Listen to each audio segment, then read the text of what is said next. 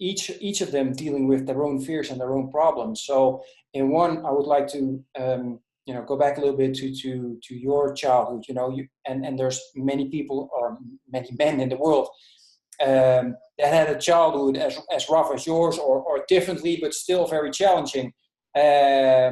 However, I think that most men take the experience and let it run their lives in a negative way. Which of course, that will later influence, if as fathers will influence, their children, which they are raising, or even decided not to raise because of fears. So that's going to be a horrible experience for both father and child, et cetera, and might even just continue in a snowball effect. However, then I look at your experience and the fears that you've been facing in your childhood, you actually made it work and completely changed it and just got a whole different, next level kind of focus and mission and sharing with other people. So could you explain a little bit, from the beginning on how that came about and how you work towards, where you are now with the mindset that you have? For sure I can, yeah. So I would say that growing up with my parents, just my immediate parents, my mom and dad, when they were struggling, and my mom's extraordinary. She has so much strength and so much, compassion, and she helps so many people today. And there was a time when she was really struggling, right? When I was being raised by them, I didn't feel like I had great role models. And so many people who've gone through challenging times may feel like I'm in an environment where I have no choice, or I'm being taught all these negative things. And what I actually conditioned my mind to believe is that I learned from my dad how not to be a dad. Mm-hmm. Right? And many people could actually take that and go, oh, I'm just going to follow in the footsteps blindly and take on the same patterns and the same problems that my father, that my mother did. I was very blessed, Klaus, to have good influencers like my grandparents. So I definitely was blessed in that. And the truth is, though, I didn't have a lot of connection with some of them, right? One of my grandparents I'd only see a couple times a year. So how did I create the mindset? I sought out experts. I sought out support because I didn't feel like I had immediate role models.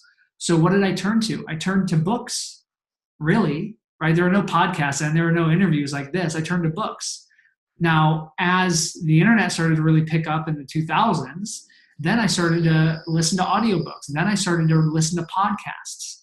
And these thought leaders, these authors, these speakers, these coaches became my role models. And so it created an entirely new perspective for me. It created a possibility that I didn't know existed.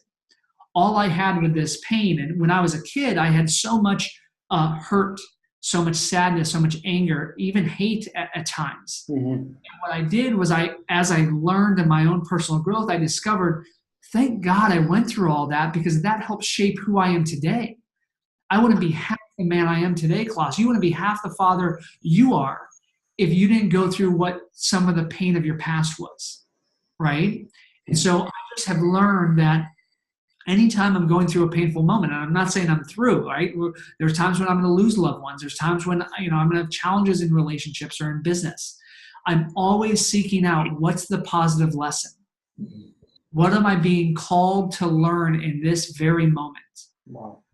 And that, I think, is one of the most valuable perspectives you could ever have. And I want to share a story that I think is really powerful as it relates to this, because a lot of people hear my story and they go, oh my gosh, how did you not become an alcoholic? How did you not follow in those footsteps, right? It was on both sides of your family. You were genetically predisposed, all of that stuff. And first of all, I believe, why accept a prediction that doesn't serve you? Why ever accept a prediction that doesn't serve you, right? If somebody's telling you can't be an entrepreneur, you can't be a great parent, you can't be, in good shape, why would you ever accept that, right? That's somebody else's fear talking to you. That's not you. But the story that I want to share is a story about an interview that Oprah did back, this is probably like 20 years ago. And she interviewed these two sisters. And one of them was incredibly successful. She was an actress. She was a philanthropist. She created so much social change in the world. And the other sister was homeless. She was living under a bridge on the streets of Chicago. And Oprah found about these two sisters, and she brought them into her studio and she interviewed them.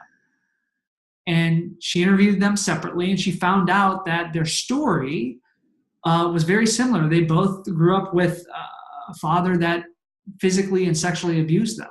Wow. Right? They grew up with a mother that was addicted to crack and to heroin. And she heard this horrible story, right, of these women growing up. And she asked the first woman, who was homeless, how did you end up here? How did you end up in this current quality of life? And the woman looks at her and she goes, Oprah, how do you think I ended up here? Did you hear my story? Did you hear how devastating my childhood was and how hard it was? And she goes, oh, well, yeah, I guess that makes sense. I totally understand that. Later, Oprah interviewed the other sister who was very successful, and she asked the same question. How did you come from that and get to where you are today? And she said the same thing. How do you think I did? Do you hear where I came from, what I had to go through? I had no choice but to succeed. I had no choice to get out of that chaos that I was in. So for any of you listening to this, if you've had pain in your past, you have a choice still to this day. Even if it's running your life right now, you can make a shift like that. And the sooner you make a shift, the sooner you create a possibility for your kids. The fathers that are watching this, I'm speaking directly to you. So there may be pain between you and your dad. And you can learn whatever positive lessons came from that pain and then create an even deeper, more fearless relationship with your own son or your own daughter. So, yeah, this is me speaking from the heart.